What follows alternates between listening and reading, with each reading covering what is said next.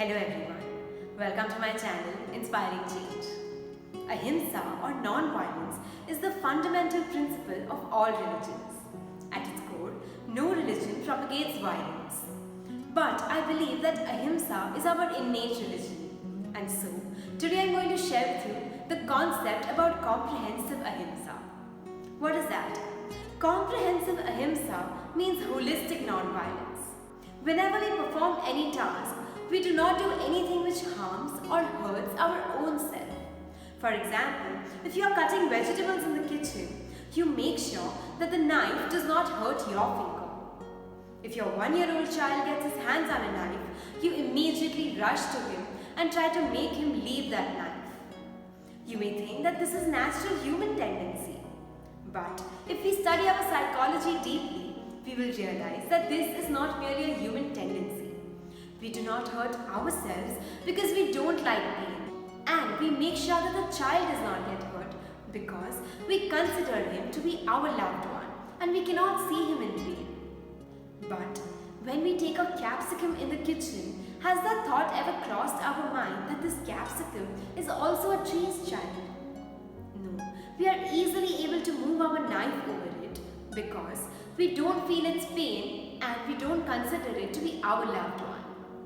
The point I'm trying to make is, when we practice ahimsa towards a loved one, it is not comprehensive, it is partial because it is conditional.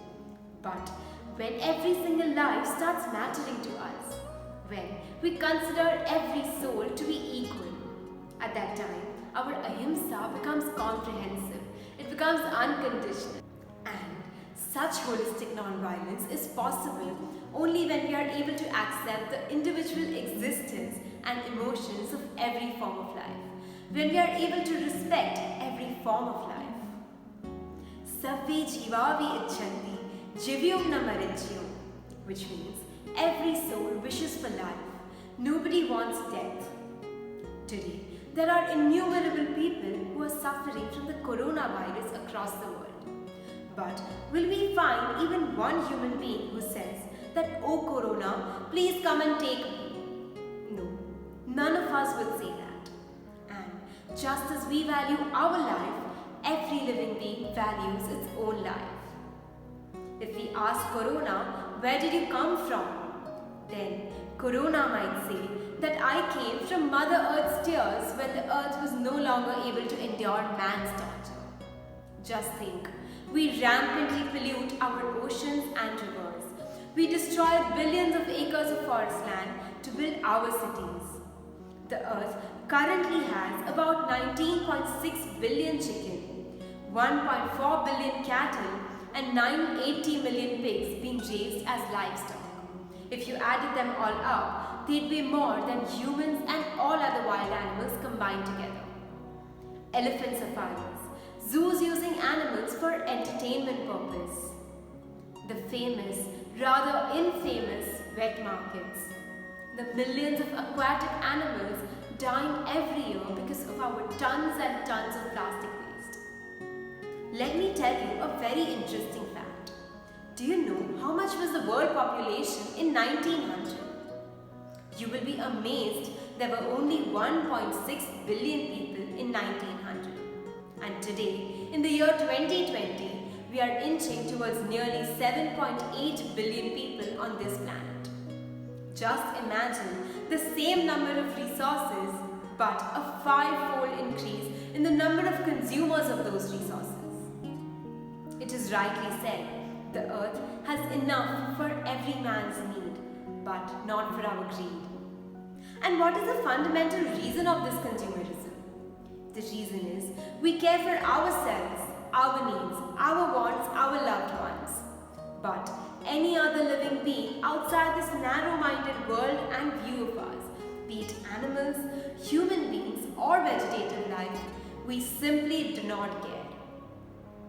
And coronavirus has become successful in showing us the result of being self-centered. And that's why the most important value which the human race needs to learn today is comprehensive ahimsa. We must make a resolve that my pleasure will not be at the cost of someone's pain. We will use only what we need, but not harm any other life for our greed. Because we are not above nature, we are a part of nature. Someone might say consuming animal meat is their need, or working in the leather industry is their livelihood. All I can say is have a heart. Because when a corona patient is standing in a queue outside a hospital, waiting for hours for a bed, and when he does not get timely treatment, when he is counting the last few moments of his life, how does he feel? Likewise, think of the fear that grapples a cow's mind when she is standing in a queue inside a slaughterhouse. Life is too short to torture and to torment, to harm and to hurt. And if your needs bring tears in someone's eyes, you must ask yourself, am I really a human being? Are we really human beings if we can't be human? If someone's pain, someone's tears, someone's suffering doesn't move our hearts. And lastly, remember, karma is like corona. It does not see caste or creed, race or religion, nationality or wealth. If you care, you will be cared for, and if you kill, pain is going to inevitably come back to you, sooner or later. And that's why comprehensive ahimsa is future planning in reality.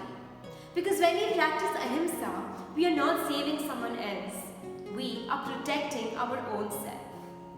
And I'm not talking just about animals, but every creature.